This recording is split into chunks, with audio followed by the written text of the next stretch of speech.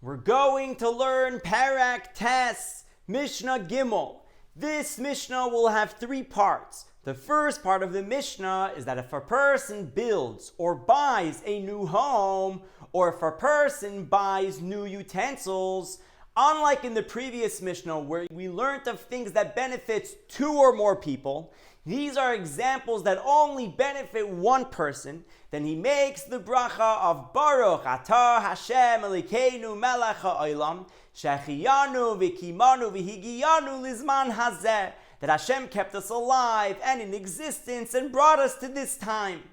The second part of the Mishnah is that if a person has something bad happen to him now, even though it may result in something good in the future, he makes the bracha on the now. He would make the bracha of Dayan Ha'emes, that Hashem is the true judge. And the same in the reverse, if a person has something good happen to him now, even though it may result in something negative, he would make the bracha on the now, the bracha of Atoiva HaMeitiv. For example, if a person owns a field which is growing produce, and his field gets flooded with water and everything in his field gets destroyed, which is something that's very bad, he would make the bracha of Dayan Ha'emes. Even though later in the future, his field might benefit from all of the extra water, his field may have gotten more fertilized, we focus on what's happening now.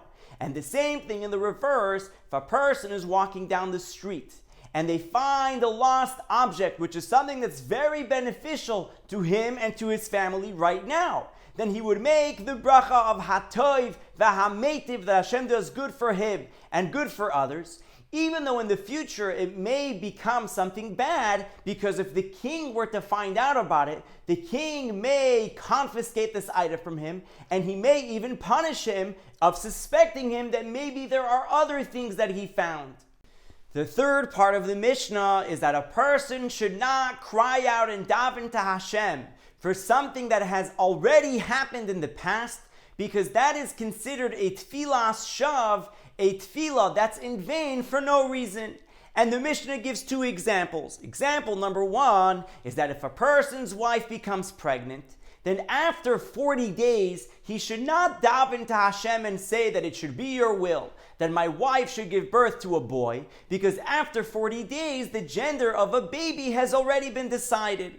Example number two is that if a person is traveling on a road and he hears the sounds of screaming coming from the nearby city, he should not daven to Hashem and say that it should be your will, that these cries should not be coming from my family, because since this is something that's already in the past, this is considered a tefillas shav, a tefillah for no reason.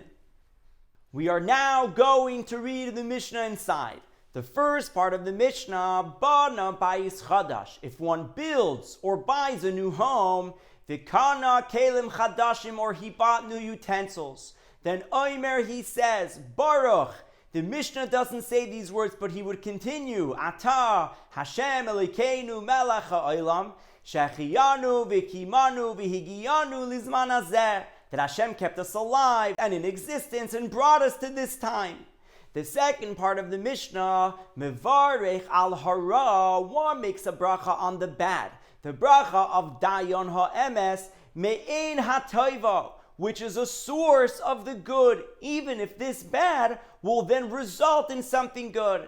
And the same thing in the reverse, V'al HaToiva, and one makes a bracha on the good.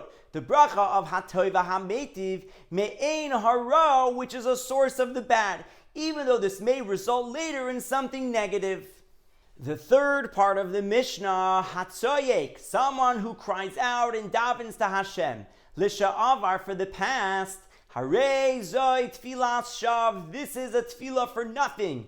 Ketzad, how is this? The Mishnah will now give two examples. Example number one, Haisa Ishta Miuberes, if his wife was pregnant. Amar, and he said, Yihi Ratzin, may it be Hashem's will, Sheteled Ishti Zachar, that my wife give birth to a male. Harei Zoi Tfilas Shav. This is a tefillah for nothing, because after 40 days, the gender of the baby was already decided. Example number two, Hayaba Baderech, if he was going on the road, Vishama, and he heard Kol Tzvacha, the sound of screaming, ba'ir in the city. V'amar, and he said, Yehi ratzin me'epi Hashem's will. Shelo yiyu elu, that these will not be found to be. B'nei beisi, for my family. Harei zoi tefillah shav, this is a tefillah for nothing, because these are examples of things that already happened in the past.